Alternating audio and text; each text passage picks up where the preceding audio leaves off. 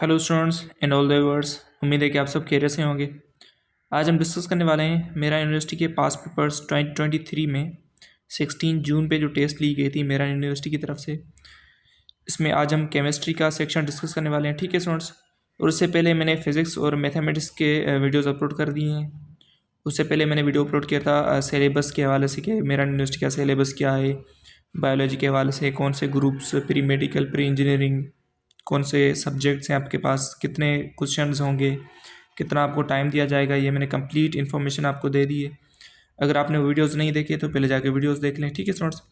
और अगर आप ना सब्सक्राइब किए देख रहे हैं तो डू सब्सक्राइब माई चैनल, ठीक है स्टूडेंट्स। और एक बात कि अभी तक फॉर्म्स मेरा यूनिवर्सिटी के नहीं आए, जैसे फॉर्म्स आ जाएंगे इंशाल्लाह मैं आपको इन्फॉर्म कर दूंगा, आप अप्लाई कर सकते हैं, ठीक है स्टूडेंट्स। तो स्टार्ट करते हैं आज के इस वीडियो लेक्चर को, ठीक है स्टूडेंट्स। और अगर आप कोचिंग पढ़ रहे हैं या कोचिंग पढ़ चुके हैं, ठीक है स्टूडेंट्स, तो आप इस क्वेश्चंस की प्रैक्टिस करें ताकि आपको कोई भी कन्फ्यूजन ना हो बाद में टेस्ट में, ठीक है स्टूडेंट्स। तो स्टार्ट करते हैं आज के इस वीडियो लेक्चर को। केमिस्ट्री के सेक्शन में आपका पहला क्वेश्चन है, अमाउंट ऑफ सॉल्यूट पर kg of solution is called molarity, molality, normality या डेंसिटी। तो इसका करेक्ट आंसर है वो है मोललिटी, ठीक है स्टूडेंट्स, क्योंकि ये मोललिटी की डेफिनेशन होती है, यहाँ में से कहते हैं मोलल कंसंट्रेशन। तो आपका करेक्ट आंसर है वो option number B, molality. Second question है फार्मूला ऑफ मिथानोल। मिथानोल का फार्मूला क्या है, CO2, CH3OH, H2O या NH3। ठीक है स्टूडेंट्स, तो मिथानोल आपके पास अल्कोहल होता है और इसका जो करेक्ट फार्मूला है वो है CH3OH, जिसे हम कहते हैं सिंपलेस्ट अल्कोहल। यह ऑर्गेनिक कंपाउंड होता है, तो आपका करेक्ट आंसर है ऑप्शन नंबर बी, CH3OH। उसके बाद थर्ड क्वेश्चन है hydrocarbon with at least one triple bond. तो ऐसे हाइड्रोकार्बन जिनमें कम अज कम एक ट्रिपल बॉन्ड हो तो वो अल्कोहल्स कहलाते हैं, अल्डिहाइड्स कहलाते हैं, अल्केन्स या अल्काइंस। तो करेक्ट आंसर है अल्काइन, जिनका जनरल फार्मूला होता है CnH2n-2। ये जनरल फार्मूला होता है अल्काइन के लिए, ठीक है तो करेक्ट आंसर है option number D. Fourth question है at constant pressure increase in temperature dash the volume. Constant pressure पे अगर आप टेम्परेचर को इंक्रीज करेंगे तो वॉल्यूम भी हमेशा क्या होगा, इंक्रीज होगा। ये चार्ल्स लॉ की डेफिनेशन होती है, स्टेटमेंट होती है कि कांस्टेंट प्रेशर पे वॉल्यूम हमेशा टेम्परेचर के डायरेक्टली प्रोपोर्शनल होता है। तो करेक्ट आंसर है increase the volume, B option correct answer है। फिफ्थ क्वेश्चन है addition of water to a substance is called. जब आप वाटर को किसी सब्सटेंस में ऐड करते हैं तो उस प्रोसेस को हम क्या कहते हैं, उस प्रोसेस को हम कहते हैं हाइड्रेशन या हाइड्रोलाइसिस। तो करेक्ट आंसर आपके पास ऑप्शन नंबर सी है। सिक्स क्वेश्चन है periodic table has dash groups. Periodic table में कितने ग्रुप्स होते हैं, तो करेक्ट आंसर है 18 ग्रुप्स होते हैं एंड 7 पीरियड्स होते हैं, ठीक है। अगर एलिमेंट्स की बात की जाए तो आई थिंक 118 एलिमेंट्स, 118 एलिमेंट्स होते हैं पेरियोडिक टेबल में। 118 हो या 119 हो, तो करेक्ट आंसर आपके पास यहाँ पे होगा 18 ग्रुप्स एंड 7 पीरियड्स। उसके बाद 7 क्वेश्चन है silicon germanium are metal, non metal, semi metal, semiconductors. तो सिलिकॉन एंड जर्मेनियम जो हैं ये आपके पास मेटलॉइड्स होते हैं, यानी मेटल्स की प्रॉपर्टीज़ भी रखते हैं एंड आल्सो नॉन मेटल्स की। तो आप इसे कह सकते हैं कि सेमी मेटल्स हैं। तो आपका सी ऑप्शन यहाँ पे करेक्ट होगा, यहाँ पे से मेटलॉइड भी कहते हैं। एट्थ क्वेश्चन है alkali metals are dash metals. Alkali metals जो होते हैं, ठीक है स्टूडेंट, तो ये आपके पास स्ट्रॉन्गेस्ट रेड्यूसिंग एजेंट होते हैं। तो रेड्यूसिंग एजेंट हम किसे कहते हैं, ऐसे एलिमेंट्स जो अपना इलेक्ट्रॉन लॉस करें। तो मेटल्स हमेशा इलेक्ट्रॉन लॉस करते हैं और नॉन मेटल्स उमूमन इलेक्ट्रॉन्स गेन करते हैं। तो alkali metals strong reducing agent होते हैं जो इलेक्ट्रॉन को लॉस करते हैं, ठीक है स्टूडेंट्स। तो यहाँ पे अगर हम कहें तो आपका करेक्ट आंसर क्या होगा, ऑप्शन नंबर ए होगा, स्ट्रॉन्गेस्ट मेटल होते हैं, ठीक है। जिसमें लिथियम आपके पास ज़्यादातर इलेक्ट्रॉन यानी स्ट्रॉन्गेस्ट होता है एंड सोडियम जो है आपके पास लीस्ट रेड्यूसिंग एजेंट होता है, ठीक है स्टूडेंट्स। तो आपके पास यहाँ पे करेक्ट आंसर है option number A, strongest metal होते हैं। उसके बाद नाइन्थ क्वेश्चन है if a difference in electronegativity between two elements is 1.7, ठीक है। अब मैं आपको एक बात बताना चाहूँ कि अगर इलेक्ट्रोनेगेटिविटी का डिफरेंस 1.7 से ज़्यादा है तो वो हमेशा कौन सा बॉन्ड होगा, आयोनिक बॉन्ड होगा। आयोनिक बॉन्ड के बारे में किस साइंटिस्ट ने बताया था, वाल्थर कोल्सल या एक और साइंटिस्ट है माइकल फैराडे।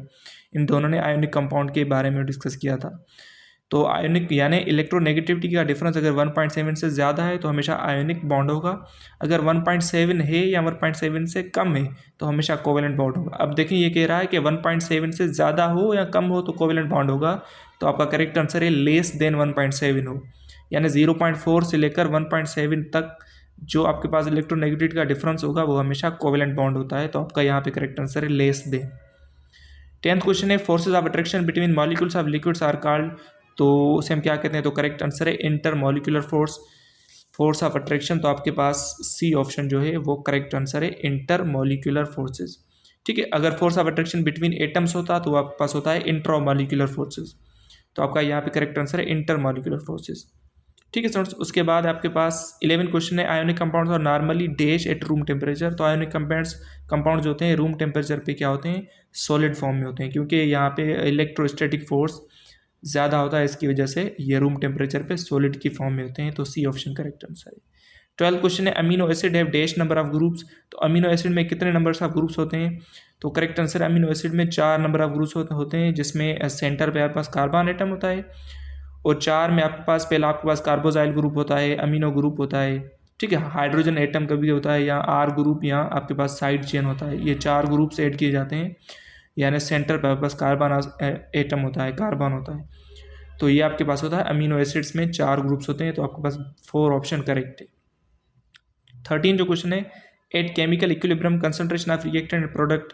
तो इक्विलिब्रियम कंडीशन पे कंसंट्रेशन ऑफ रिएक्टेंट प्रोडक्ट हमेशा सेम होती है, इक्वल होती है। तो आपका करेक्ट आंसर है रिमेन्स कांस्टेंट, हमेशा सेम होगी। उसके बाद in corrosion of metals dash are formed. ठीक है स्टूडेंट्स, अगर मेटल को आप कोर्जन करेंगे तो आपको क्या मिलेंगे, metal oxides, metal sulphides, metal chlorides, या मेटल कार्बोनेट्स। तो यहाँ पे अगर हम देखें तो मेटल ऑक्साइड्स और मेटल सल्फाइड्स दोनों मिलते हैं, क्योंकि कोर्जन ऑफ मेटल जब करते हैं तो मेटल क्या होता है, स्टेबल फॉर्म में आ जाता है। ठीक है, यानी मोर स्टेबल हो जाता है। तो यहाँ पे आपका जो करेक्ट आंसर है वो दोनों ऑप्शंस पहले सही हैं, metal oxides and also metal sulphides. तो ए एंड बी दोनों ऑप्शन आपके पास करेक्ट आंसर होंगे। In corrosion of metals metal oxide and also metal sulphides can be form. ठीक है स्टूडेंट्स, उसके बाद 15 क्वेश्चन है for making permanent magnet dash is use which is use most, यानी सुइटेबल कौन सा है। तो परमानेंट यानी मैग्नेट बनाने के लिए हमेशा हम यूज़ करते हैं आयरन, निकल या कोबाल्ट। ठीक है, अगर हम देखें तो यहाँ पे करेक्ट आंसर है कोबाल्ट, क्योंकि आयरन सॉफ्ट आयरन हम यूज़ नहीं करते, हार्ड आयरन यूज़ होता है फॉर द परमानेंट मैग्नेट के लिए। तो आयरन, निकल, कोबाल्ट ये 3 एलिमेंट्स यूज़ किए जाते हैं for making the permanent magnet. तो यहाँ पे करेक्ट आंसर है बी ऑप्शन कोबाल्ट। उसके बाद 16 जो क्वेश्चन है मेटल्स है फ्री इलेक्ट्रॉन्स, प्रोटॉन्स, न्यूट्रॉन्स या आइसोटोप्स। तो मेटल्स में हमेशा क्या होते हैं, फ्री इलेक्ट्रॉन्स होते हैं, यानी मेटल्स के यानी आउटर मोस्ट शेल में जो इलेक्ट्रॉन्स होते हैं वो लूज होते हैं, तो वो इलेक्ट्रॉन्स यानी लॉस हो जाते हैं। तो इसकी वजह से मेटल्स जो होते हैं गुड कंडक्टर्स होते हैं। तो metals have free electrons. A option जो है आपके पास करेक्ट आंसर होगा।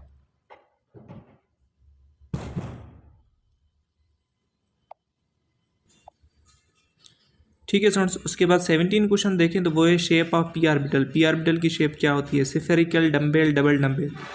ठीक है स्टूडेंट्स, तो आपके पास करेक्ट आंसर है वो है shape of P orbital is dumbbell. ठीक है, एस ऑर्बिटल की सिफेरिकल होती है एंड आपके पास डी ऑर्बिटल की होती है डबल डम्बेल। ठीक है स्टूडेंट्स, और आपके पास यहाँ पे करेक्ट आंसर है वो है dumbbell, B option correct answer है। 18 क्वेश्चन है which are the following is a physical change, burning of coal chemical change होता है, rusting of iron also chemical change, evaporation of water ये आपके पास फिजिकल चेंज होता है जिसमें न्यू सब्सटेंस फॉर्म नहीं होता है, यानी एवापोरेशन ऑफ वाटर में भी आपके पास वाटर की फॉर्म होती है। तो आपके पास correct answer evaporation is a physical change, burning of coal chemical change होती है, rusting of iron also chemical change. ठीक है स्टूडेंट्स, तो ये थे कुछ क्वेश्चंस जिन्हें हमने डिस्कस कर लिया। तो अगर आप बिना सब्सक्राइब किए देख रहे हैं तो डू सब्सक्राइब माय चैनल। अगर वीडियो अच्छी लगे तो वीडियो को लाइक कर दें, वीडियो को शेयर कर दें अपने फ्रेंड्स के साथ जो इस प्रिपरेशन यूनिवर्सिटी की प्रिपरेशन कर रहे हैं। ठीक है, अगर आप कोचिंग भी पढ़ रहे हैं तभी ये क्वेश्चंस आपके लिए बहुत ही हेल्पफुल हो जाएंगे। ठीक है स्टूडेंट्स, तो मिलते हैं नेक्स्ट वीडियो में। Thank you for watching.